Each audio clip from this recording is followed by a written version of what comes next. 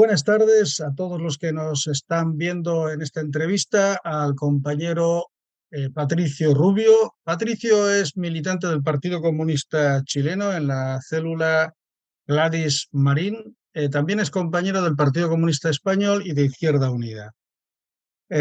Vamos a comenzar pidiéndole que nos haga una breve introducción de cuál fue la situación que se abrió a partir del estallido de 2019. Adelante, Patricio. Gracias, Joaquín, por la presentación. Les voy a compartir una presentación por medio de la cual les voy a ir comentando todas estas temáticas. Eh,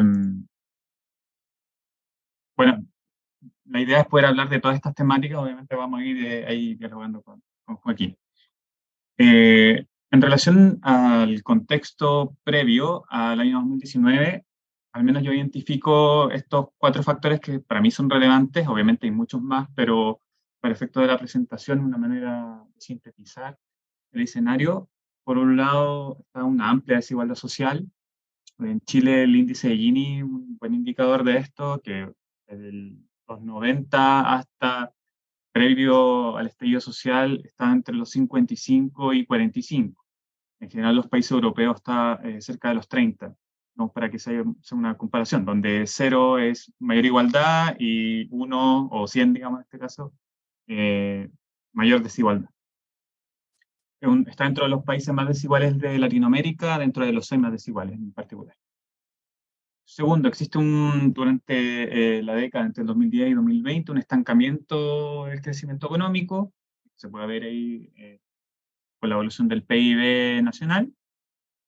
Luego también existe un bajo nivel de organización social y que esto se refleja en lo sindical, como se puede ver ahí en el gráfico que está aquí abajo a la izquierda.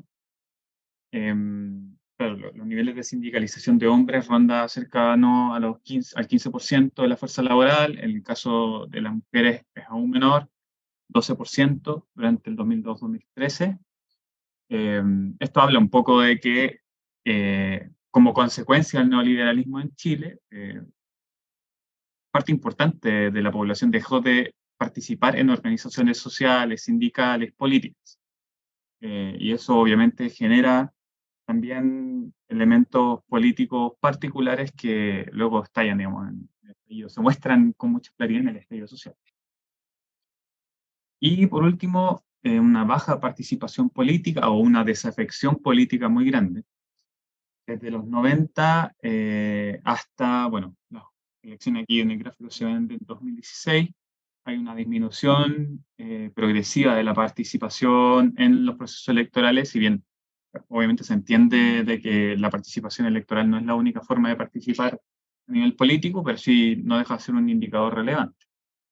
Y bueno, tanto porcentualmente como a nivel de número absoluto, digamos, ha ido disminuyendo esa participación, y eso habla también de algo también relacionado con el neoliberalismo que tiene que ver con esa desafección política, una politización más orientada hacia el individualismo, donde los proyectos colectivos no tienen necesariamente tanta cabida, no hay una identificación política con los distintos sectores políticos. A ver, hay sectores que sí están identificados, pero que no son tan relevantes, o sea, no son tan cuantitativamente relevantes. Estos 4 factores al menos para mí son muy importantes. Y luego hay un ciclo de movilizaciones que se abre el año 2006 con la Revolución Pingüina, que fue una gran movilización de los estudiantes secundarios. Luego la huelga de trabajadores del cobre del año 2007, que abrió también un ciclo de movilizaciones dentro de las organizaciones de la clase obrera chilena, sobre todo los sectores estratégicos, bueno, no solo el cobre, sino que también, por ejemplo, la industria forestal, eh, eh, los trabajadores portuarios, entre otros. Luego está las movilizaciones estudiantiles del año 2011, que bueno, fueron muy, muy masivas y que lograron convocar a toda la población, y de ahí surgieron muchos de los dirigentes políticos importantes del día de hoy, como bueno, el mismo Gabriel Boric, la compañera Camila Vallejo, Carol Cariola, Giorgio Jackson, entre otros y otras. Y por último, están las movilizaciones feministas del 2018, que igualmente parten desde el mundo estudiantil, tanto universitario como secundario, pero que luego también logran una transversalidad social importante. Estas son las movilizaciones más importantes, obviamente hay muchas otras más, pero para efectos de síntesis, esto son las más importantes, definitivamente. Y por último, a nivel político, las fuerzas estaban organizando, digamos, previo al estallido, y esto es, bueno, previo a las elecciones, donde gana por segunda vez Sebastián Piñera la presidencia de la República. Por un lado está Chile Vamos, que hasta el día de hoy sigue bastante estable como conglomerado político. Luego, lo que había sido la nueva mayoría durante el segundo gobierno de Michelle Bachelet se divide en dos fuerzas. Por un lado está la fuerza de la mayoría, que agrupaba el Partido Radical, el Partido Socialista, el Comunista y el Partido por la Democracia. Y por otro lado estaba Carolina Goech, que representaba la coalición que se llama Convergencia Democrática, que era de la democracia cristiana, el MAS y Izquierda Ciudadana. Y por la izquierda surgía el novísimo Frente Amplio, donde está, bueno, Revolución Democrática, Partido Comunista, Poder Ciudadano, bueno, entre otros, que ahí aparecen en la diapositiva, y que son básicamente los candidatos y candidatas que aparecen con más fuerza en lo público. Sin embargo, eh, estos son los resultados de la primera vuelta de las elecciones del 2017, donde, claro, Sebastián Piñera obviamente es la primera mayoría, Alejandro Guillé la segunda. La tercera mayoría es Beatriz Sánchez, que es la representante del Frente Amplio, con un 20,27%, que, bueno, habla un poco de lo que viene posteriormente, y también irrumpe José Antonio Kast, que es hoy el líder del Partido Republicano. Esta es la irrupción pública también de este sector, que antes también no había sido visible políticamente. Entonces también este hecho político configura, digamos, habla de cómo se van a configurar posteriormente las fuerzas políticas. Eso es lo que lleva, de cierta forma, o digamos, algunos elementos previos que llevan hacia el estallido social. No sé si ahí tienes alguna duda, Joaquín, o algún comentario. Sí, claro. El estallido social es fundamentalmente un estallido iniciado y desarrollado por la juventud chilena, ¿no? Pero claro, habría que preguntar lo que le va a interesar a los compañeros aquí en España que puedan ver este vídeo es ¿en qué situación vivían los jóvenes en 2019? Por ejemplo, posibilidades de acceso a un trabajo o posibilidades de acceso a los estudios universitarios. eh, y bueno, explicar también las condiciones económicas en las que se tiene que pagar, ¿no? Cada estudiante los estudios universitarios, que es algo que yo creo que es poco conocido por acá. Así Claro, que si nos puedes explicar eso, sí. sí, claro. Mira, voy a aprovechar de pasar a la próxima diapositiva, porque, bueno, la primera foto que pongo acá arriba a la izquierda es cómo comenzó el estallido, que ahí bien mencionabas que partió por los estudiantes secundarios. Y, bueno, todo este proceso viene a ver, de una acumulación de fuerzas que se genera en el seno del movimiento estudiantil, pero que está transversalizado a nivel popular. Eh, Hay que pensar primero que la problematización de las temáticas educacionales va desde el 2006 en adelante. Entonces, imaginemos, desde el 2006 hasta el 2019 son más de 13 años donde el movimiento estudiantil estaba activo. Entonces, son 13 generaciones que problematizaron la temática educacional. ¿Qué se problematizaba? Bueno, el sistema en general. Voy desde lo general a lo particular. El sistema educacional, obviamente muy neoliberal, había reducido de manera considerable la educación pública, por ende la educación privada y la educación subvencionada, que en España vendría a ser concertada, si no me equivoco, le dicen acá, Sí. empiezan a tener mucha presencia en el sistema educacional. Y a pesar de eso, incluso la educación subvencionada también era muy precaria. Entonces los sectores populares de Chile se ven obligados a recurrir a un sistema educacional precarizante, o sea, que no te abre las oportunidades para movilidad social, etcétera. Es un sistema que reproduce las desigualdades sociales. En términos de financiamiento, primero. Segundo, en términos de acceso. El acceso, obviamente, está mediado por el dinero. Entonces, obviamente, quien tiene más dinero puede optar una mejor calidad educacional. Y eso no solo en la educación secundaria, sino que también, obviamente, en la universitaria. Em, ¿Qué más? En el plano universitario existe, claro, desde los gobiernos, digamos, de la concertación, que vendrían a hacer como todo el proceso de la transición, existe una apertura, digamos, dentro de la educación superior, digamos, aumenta el acceso, pero por medio del endeudamiento.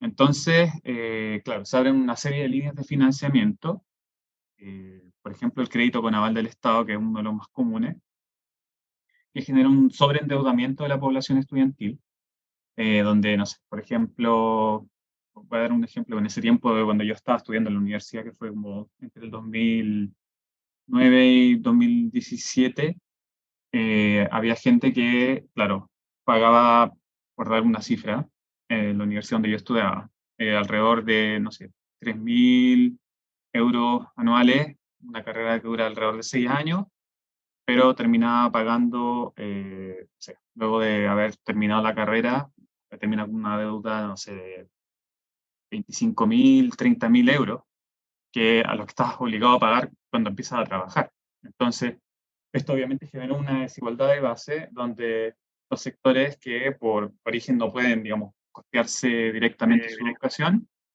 están obligados a, em, digamos, precarizar su vida como trabajador luego de haber terminado sus carreras eh, para poder pagar su deuda. Entonces, obviamente se hace muy insostenible, sobre todo considerando que, bueno, es muy similar la situación de Chile en comparación con España en torno al tema de vivienda, por ejemplo. La vivienda también, el costo es muy alto, es imposible para un chileno promedio, por ejemplo, de mi edad, que yo tengo 32, poder tener acceso a la vivienda sin tener un endeudamiento a muy a largo plazo, un endeudamiento que obviamente es muy esclavizante. Los negocios inmobiliarios también están como haciendo y deshaciendo a sus anchas. Entonces, bueno, es muy complicado el escenario. Eso obviamente genera la precariedad en todos esos ámbitos de la vida. Bueno, para qué decir tema de salud, también está muy privatizado. eh, el tema de la previsión social, las AFP que se llaman. Claro, cuando yo le cuento que en España a la gente como que le vale un poco la cabeza. A ti te quitan, ¿cierto? O uno paga el 10% del sueldo, eso va a las asociaciones que gestionan los fondos previsionales y ellos invierten en el mercado. Ahora, cuando esa inversión con los fondos previsionales genera ganancias, se la apropia las asociaciones que administran estos fondos, pero las pérdidas no las asumen las asociaciones, sino que las asumen los trabajadores. Entonces, eso ha generado pensiones de miseria en todas las generaciones, digamos, que han ido jubilando a lo largo de estas últimas 3 décadas, ya casi. Eh, y nada, es un problemón. Lo mismo a nivel de salud. En Chile, la salud pública también muy precarizada. Tienes que recurrir para tener una calidad relativamente buena de salud a las ISAPRES, donde obviamente como el sistema privado, donde dependiendo del plan que tiene, mientras más pagas, mejor calidad de salud tiene. Y bueno, a pesar de que pagues todos los meses, no tienes derecho a atención gratuita por lo general, sino que además tienes que pagar bono por cada atención. Entonces, bueno, es todo muy mercantilizado. Eso obviamente genera una sensación de rabia, de inquietud, de disconformidad, de descontento, y abre una serie de escenarios políticos que son muy interesantes y que, bueno, aquí nadie lo previó así como ocurrió. Esa grandes rasgos. Me voy a referir un poquito también a estas imágenes para relatar, y ahí te vuelvo para que Sí. las preguntas. Y esto, bueno, es muy decidor. ¿Por dónde parte el estallido social? Había una consigna que decía no son 30 pesos, son 30 años. ya que el proceso partió debido a que los estudiantes secundarios empezaron una protesta debido a que el pasaje del metro de Santiago aumentó en 30 pesos.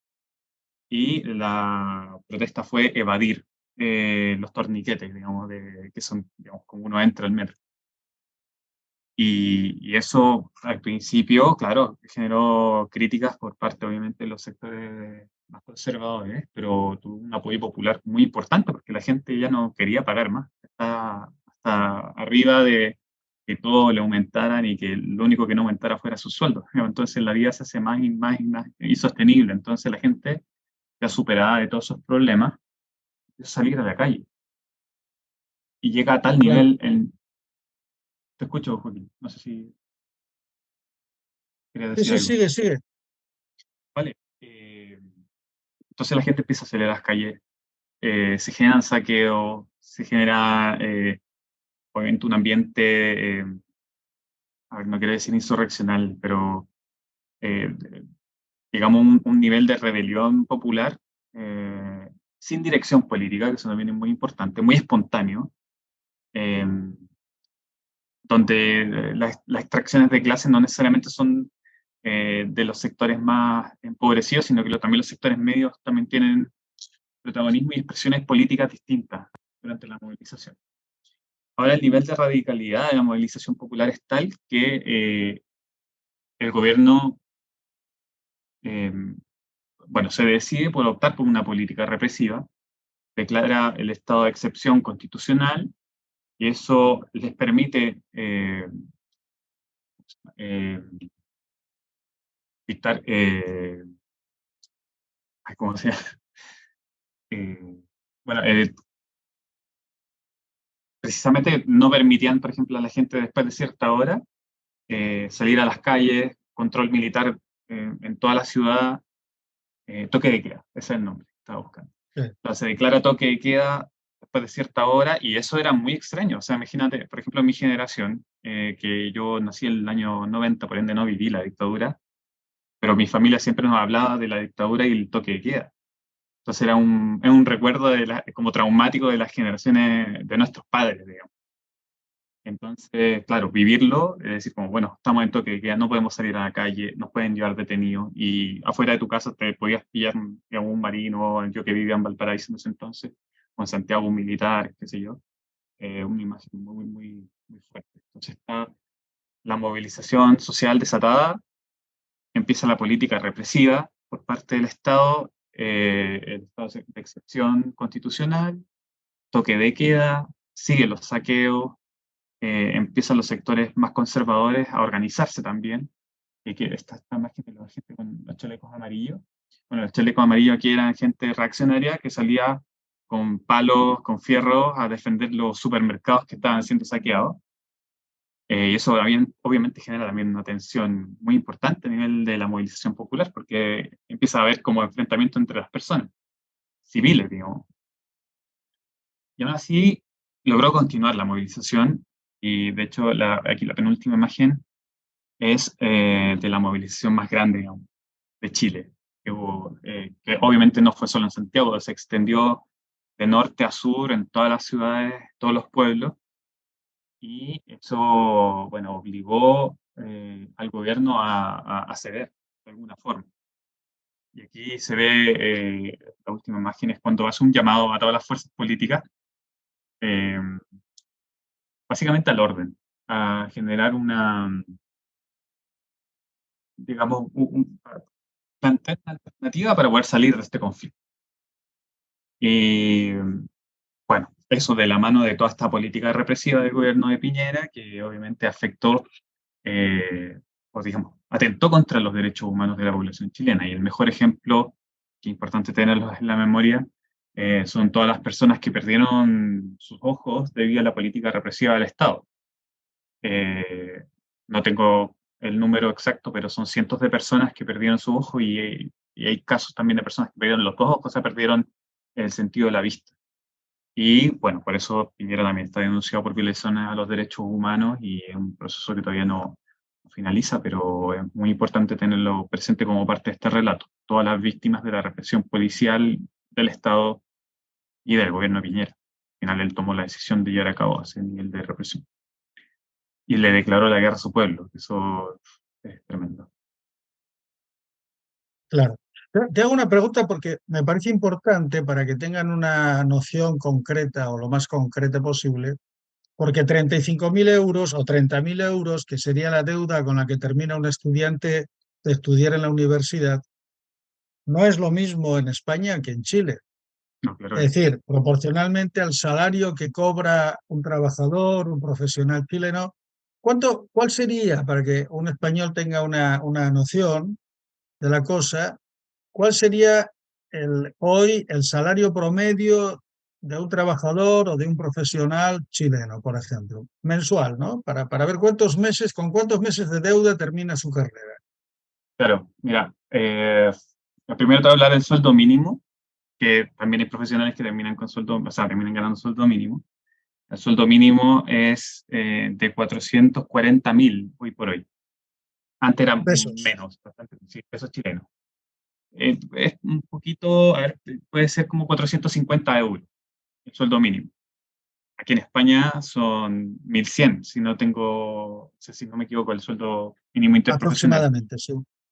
Eh, Sin embargo, claro, y en Chile el costo de vida es muy similar al de España. O sea, cuando con las compras diarias, o sea, al menos lo que yo he podido notar gastando acá.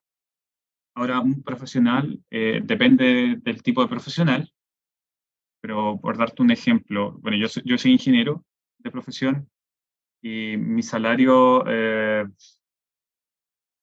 puede llegar a los 1.500, 1.600 o hasta los 2.000, bueno, depende del trabajo que opte. En la minería quizá un poco más alto, puede llegar a los 2.500 euros, pero eso es como digamos, la cota superior, digamos, del salario que puede adquirir un profesional. Entonces, obviamente, considerando los gastos de vivienda, salud, educación, todos los gastos que puedas adquirir a lo largo de tu vida profesional, sobre todo si tienes un salario bajo, que eso también pasaba mucho, que gente estudiaba carreras en instituciones privadas que no tenían mercado. Entonces, gente se endeudaba, tenía que pagar la deuda y luego no podía pagar la deuda además porque había estudiado una carrera que no tenía campo laboral. Eso también Claro. pasa mucho. Entonces, bueno, en general esto era muy precarizante. Eh, ¿Y para qué decir? La gente que tiene sueldo mínimo, con suerte se alcanza a mantener, digamos, viva. No tiene dinero para poder acceder a la educación superior muchas veces. Entonces, obviamente, las expectativas, como digo, de movilidad social en los sectores populares es baja. Que, digamos, el sistema pone barreras que son económicas para que tú no puedas continuar estudiando. Bueno, eso a nivel mayoritario. Obviamente existe un aparataje de becas, eh, de financiamiento para la gente que tiene menos recursos, pero no es suficiente, claramente. No es suficiente en Claro. ningún caso. Sí, sí, es un nivel de endeudamiento muy importante, eso es lo que terminamos entendiendo, ¿no?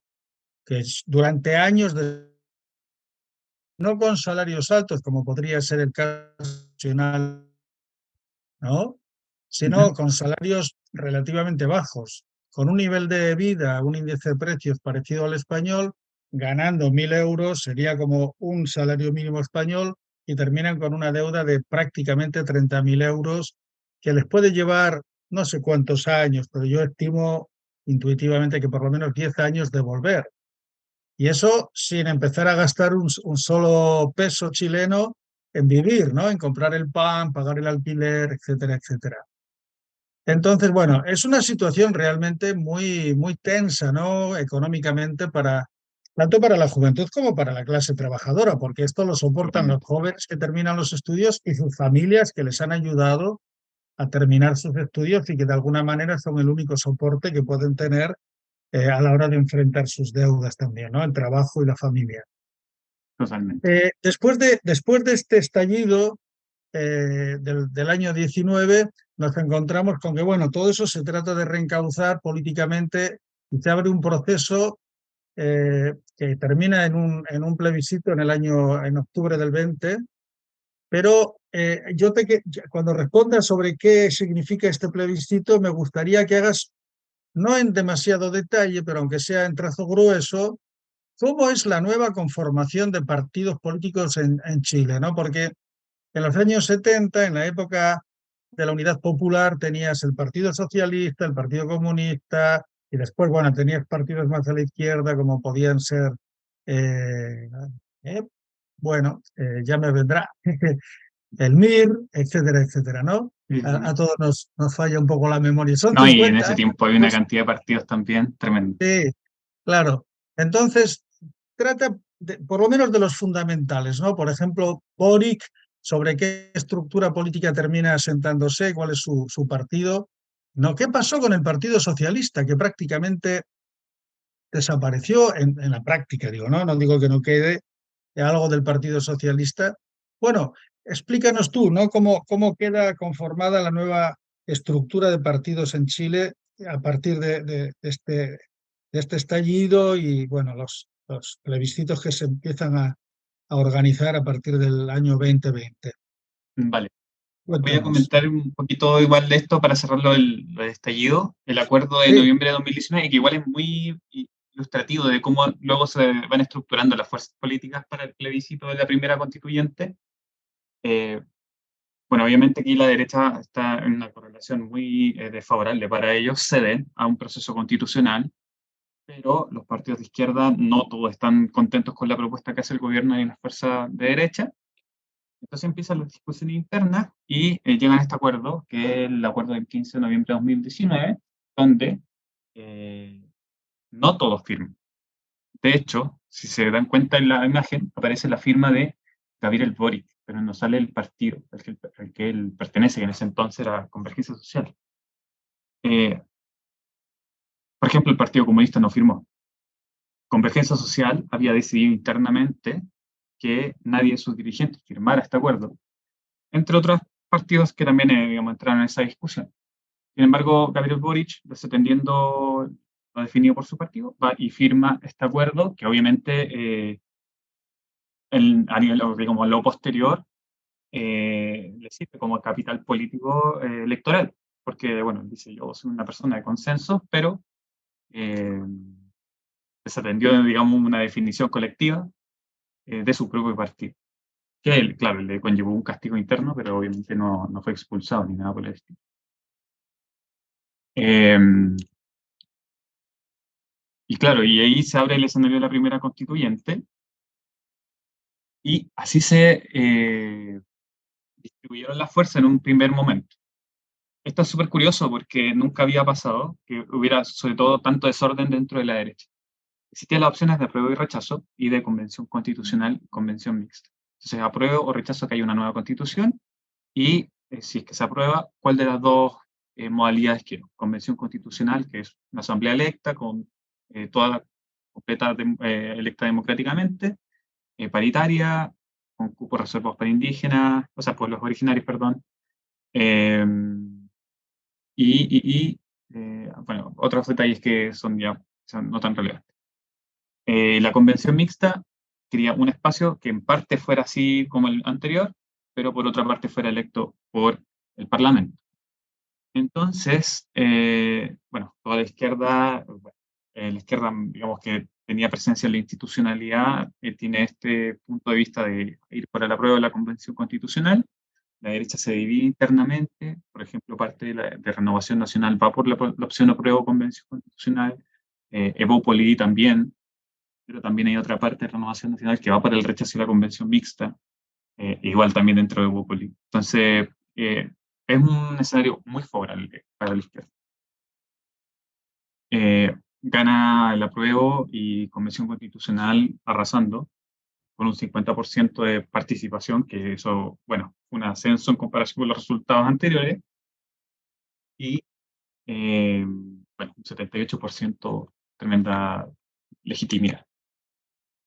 Esto dentro de la Convención Constituyente fue muy extraño porque, bueno, así como arrasó el apruebo y la Convención Constituyente, también las listas de izquierda, en su mayoría, tuvieron una alta votación. Y irrumpen los independientes. Hacen una característica muy importante, que podían postular independientes sin participar en las elecciones a través de un partido político. Entonces surgieron una serie de listas de independientes, que, bueno, fue tanto a favor como en contra, y aquí voy a mencionar. Bueno, dentro de la distribución de escaños, la derecha tenía 37 de 155, y todo el resto eran listas de izquierda o centro izquierda. Entonces, eso permitió generar luego una propuesta constitucional que tenía lineamientos muy programáticos de la izquierda. Si bien muchos de ellos muy sentidos a nivel popular, había otros que no necesariamente tenían, digamos, no estaban tan sociabilizados como se hubiese querido. No sé, por ejemplo, la plurinacionalidad. Eso también es un tema que hasta el día de hoy es muy polémico y que generó también rechazo en algunos sectores en relación con la Constitución. Y se dio una campaña de desprestigio y polémica. Bueno, aquí el caso se le llamó el Pelado Bade, que fue un chico es un chico de la lista del pueblo, que era una lista independiente, pero que era mayoritariamente compuesta por personas de izquierda, que había hecho su campaña diciendo que él tenía cáncer, pero luego desmintió que él tenía cáncer y todo había sido una mentira, incluso gente estafada, un problema gigante. La que está al medio es la tía Pikachu, que también era de esta lista, de lista del pueblo, y se hizo conocida por su traje de Pikachu, porque participaba en las movilizaciones sociales con ese traje, y bueno, fue electa porque era muy conocida. Luego está la convencional Marinovich, que era la convencional de derecha, que tenía mucha cabida en medios de comunicación y así, bueno, cosas que en general configuraron elementos muy relevantes para efectos de desprestigiar trabajo que había hecho la Convención Constituyente. Y eso, bueno, se genera un cambio en 180 grados de los resultados, ¿cierto? Habíamos hablado de un 78% de aprobación y 78% de Convención Constituyente. Participa el 85% de la población y rechaza la propuesta de nueva Constitución. Esto fue en septiembre del año pasado. Ahora es importante que para entonces se aprueba el voto obligatorio. Eso no había, en las votaciones anteriores habían sido voto voluntario. Entonces, obviamente, cambia los niveles de participación y también la opinión política, ¿ya? Porque ahí el sector que habitualmente no votaba tiene una desafección política muy grande y eso también tiene una injerencia en cómo vota, que lo influencia también para votar. Y esto, bueno, configura, y ahí voy a la respuesta a lo que me preguntaba Joaquín. ¿Cómo esto configura el gobierno de Gabriel Boric? Tanto a priori, digamos, en las primarias presidenciales, que bueno, por un lado está un Chile Vamos muy debilitado, que opta, su apuesta política es ir hacia el centro. Ir hacia el centro político, digamos, disminuir los elementos derechistas de su discurso político, apostar por una agenda más abocada hacia el tema de derechos sociales, y por eso eligen a Sebastián Sichel en sus primarias, que era una persona que era más cercana a la democracia cristiana, pero que representaba en cierta forma esa idea del centro político, lo cual genera un quiebre a la interna, donde un sector decía apoyar a Sebastián Sichel, pero otro no. Pro Dignidad, que es una nueva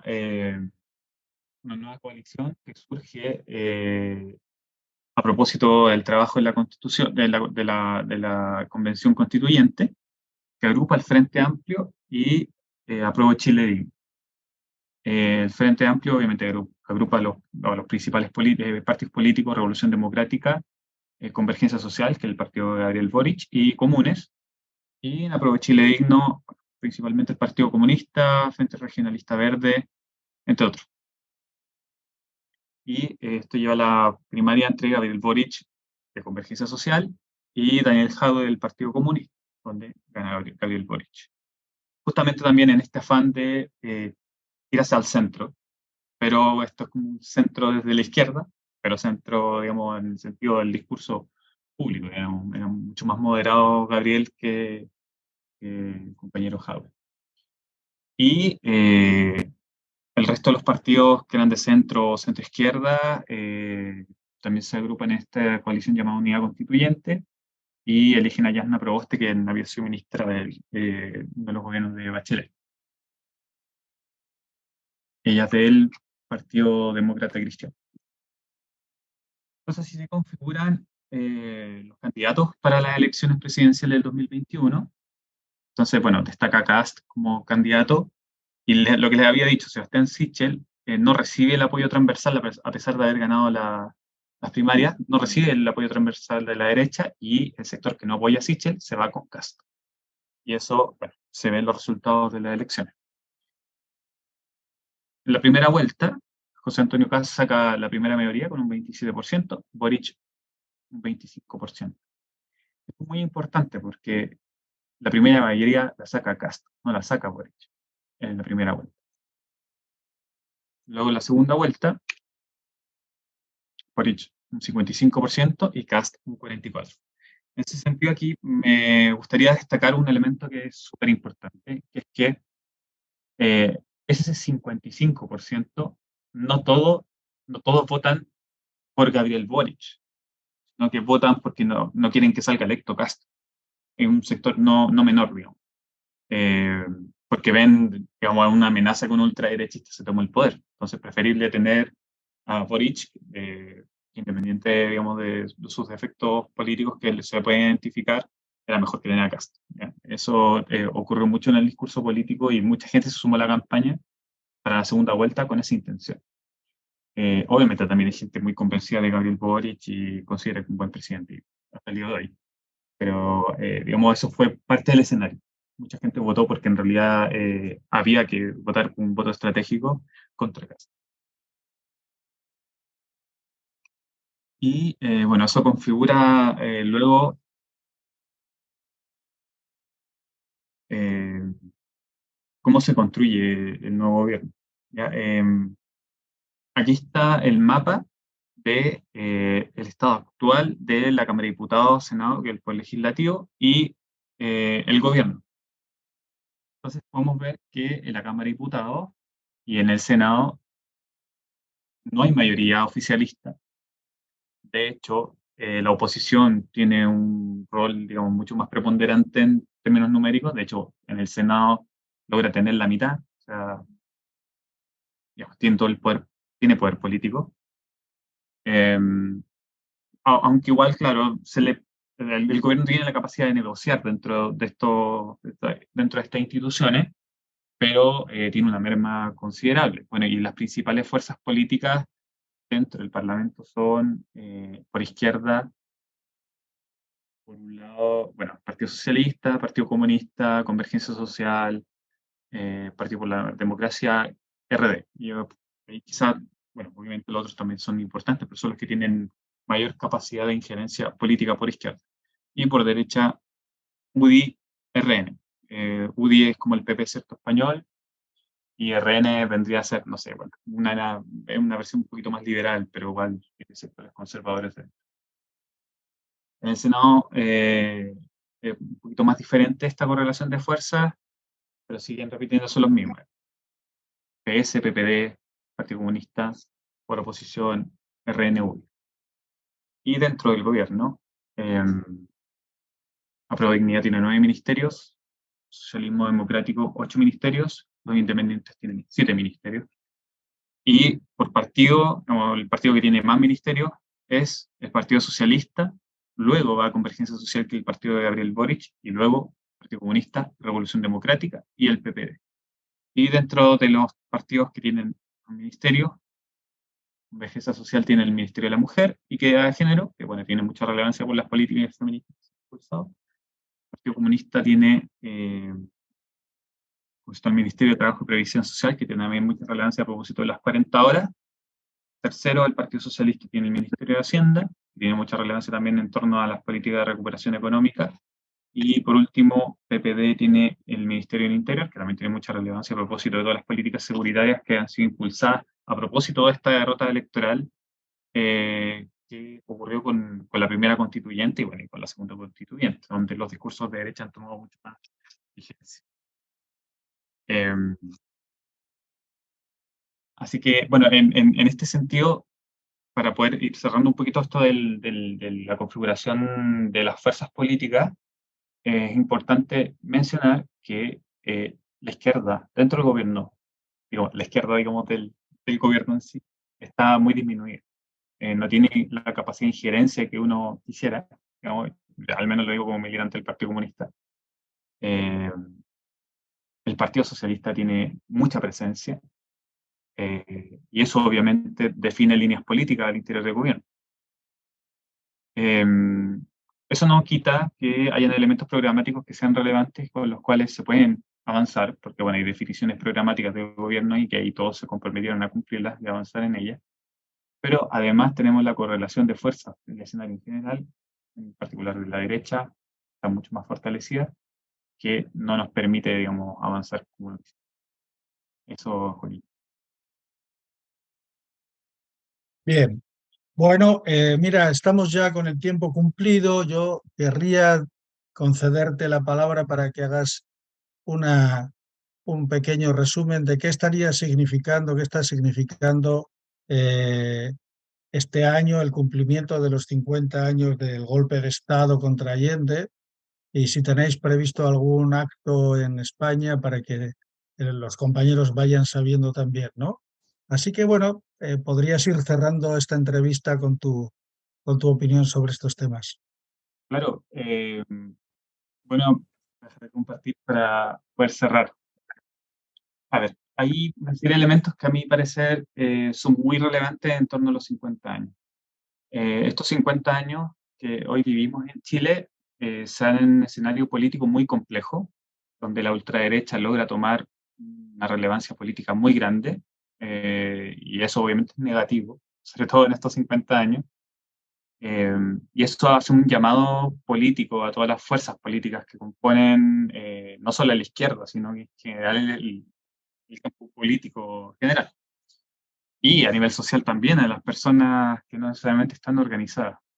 Eh, Hace un llamado profundo a la unidad contra este sector ultraderechista que, bueno, lo vemos acá también en España. Lo que hacen es retroceder en torno a los derechos sociales, implantar nuevas políticas neoliberales que disminuyen la cobertura de los servicios sociales, precarizan aún más a los sectores populares, la clase trabajadora.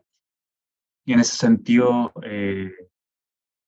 digamos, no vienen lo que, este llamado, digamos, que menciono, no es solo a recordar lo que ocurrió, digamos, con pena, digamos, mirando hacia el pasado, sino que también con una perspectiva de futuro. Eh, y esa perspectiva de futuro, insisto, es la unidad para construir un Chile diferente, un Chile que permita dar un vehículo al descontento social, pero que concluya con mayores derechos sociales para toda la población. Eh, y en ese sentido, considerando ese mismo llamado a la unidad, acá en Madrid, bueno, quienes somos parte del Partido Comunista de Chile acá en Madrid, junto con otras fuerzas de izquierda, gente del Partido Socialista de Chile, bueno, entre otras organizaciones sociales, culturales, de derechos humanos, de organizaciones de la memoria, eh, hemos organizado una serie de actividades para conmemorar estos 50 años del golpe de Estado en Chile. Hay dos principalmente, una que se llevará a cabo el 11 de septiembre en el auditorio Marcelino Camacho, de Comisiones Obreras, eh, donde, bueno, ahí será una ceremonia de conmemoración de esta fecha tan terrible. Y por otro lado, el 15 de septiembre se va a conmemorar, bueno, se va a hacer un acto que se llama Las Mil Guitarras por Víctor Jara, que justamente tiene como objetivo conmemorar la muerte del guitarrista y cantante chileno, eh, también junto a todas estas organizaciones, y donde se va a ofrecer un show conmemorativo donde mucha gente va a tocar sus instrumentos, una serie de canciones de Víctor Jara, y eso a nivel general. Yo lo único, sí, para cerrar definitivamente, eh, creo que es importante insistir en este llamado a la unidad. Creo que este llamado a la unidad no solo tiene que ser dentro de Chile, sino que tiene que ser internacional, para poder resistir este embate que está levantando la ultraderecha a nivel internacional. Estar unidos, las organizaciones de izquierda sobre todo, es fundamental que tengamos un trabajo mancomunado y que nos pueda llevar a mejorar también las condiciones en que cada uno hace lo necesario también para poder dar vuelta a este escenario político que es sumamente pernicioso. Pero bueno, la esperanza no deja de existir, así que hay que seguir adelante. Bueno, pues muchas gracias, Patricio. Esperamos poder contar contigo para próximas entrevistas y Claro que sí, seguir profundizando, porque es un tema largo, complicado. Nos quedan muchas preguntas en el tintero, pero sí, sin tenemos duda. un tiempo marcado y lo vamos a tratar de respetar. Pero vamos a estar en contacto, ¿vale? Un Vale, abrazo y suerte con todo. Hasta un pronto. abrazo.